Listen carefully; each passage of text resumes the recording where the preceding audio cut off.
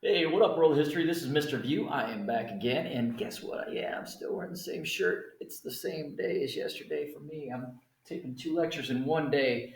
Dressed up a little bit. I threw this on because it's really cold in the school, believe it or not. Go figure. Yesterday, we learned a little bit about the Industrial Revolution. We continued on with that lecture, but we want to remember what we learned the day before. The reasons for the Industrial Revolution, that agricultural revolution, the population explosion, and then the new forms of energy contributed to the Industrial Revolution happening. They went from cottage living to tenement living. They went from making their own stuff to buying stuff.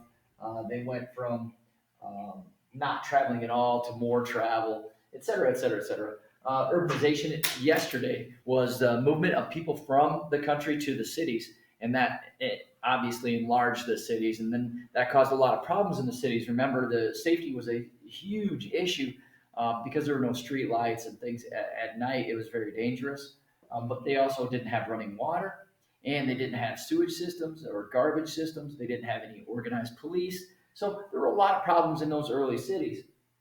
And early factories were no better. It went from the putting out system where the rich people gave the raw materials to the poor people to make the items into the early factories. And when those early factories came about, there were no safety devices. If you got hurt or sick or injured or whatever, you just lost your job, and there was no pension. There was no old age safety nets, if you will. So the early factories were dark and dangerous, no lights to work by. So if you were working these long shifts, 12 to 16 hours, like they had to work, you were bound to make a mistake, and that would be a very bad thing.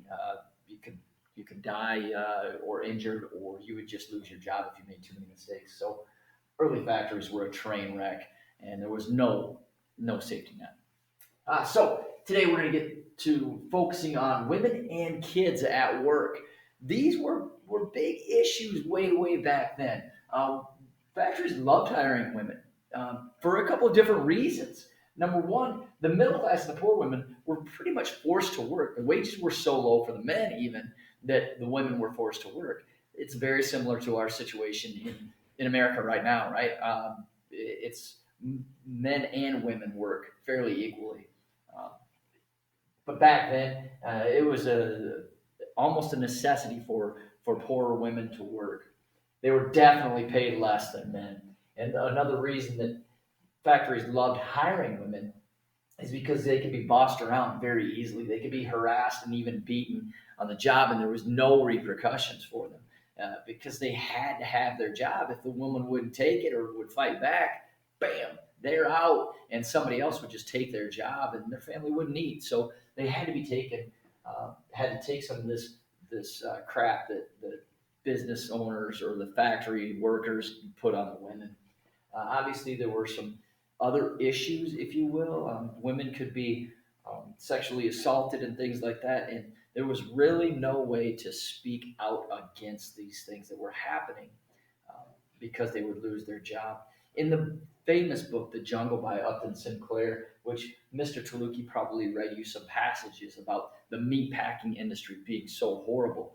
The main character in The Jungle, he gets hurt, and his wife has to get a job in one of these factories.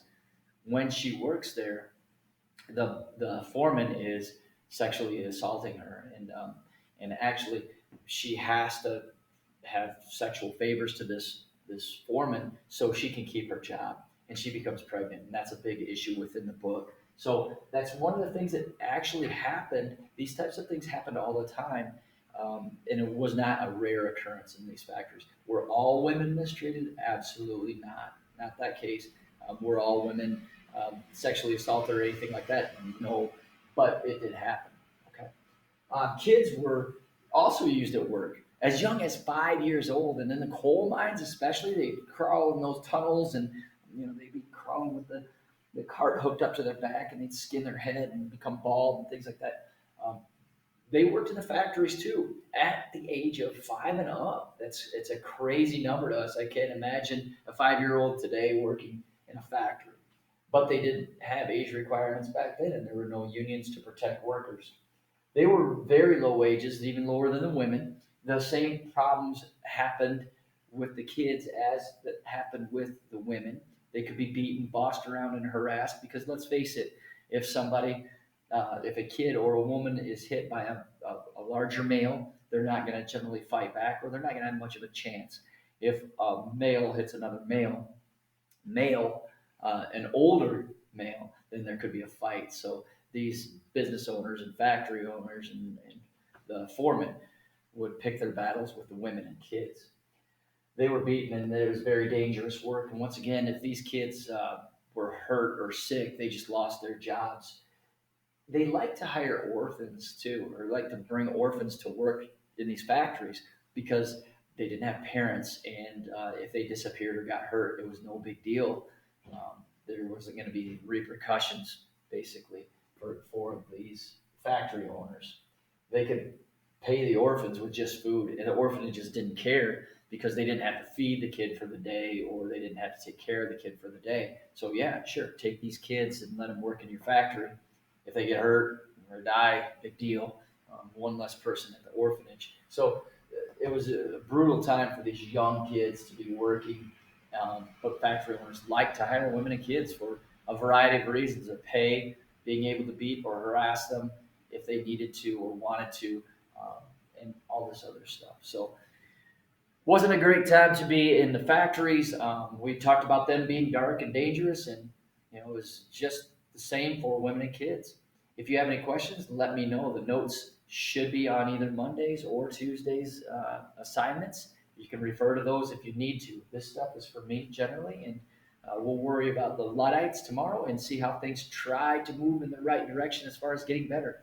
You should watch the Triangle Shirtwaist Factory fire today, and then you're going to list 7 things that you see in that video. So 7 things that happened in the video, and that will be our assignment for today. All right, have a great day, everybody. I'll talk to you soon.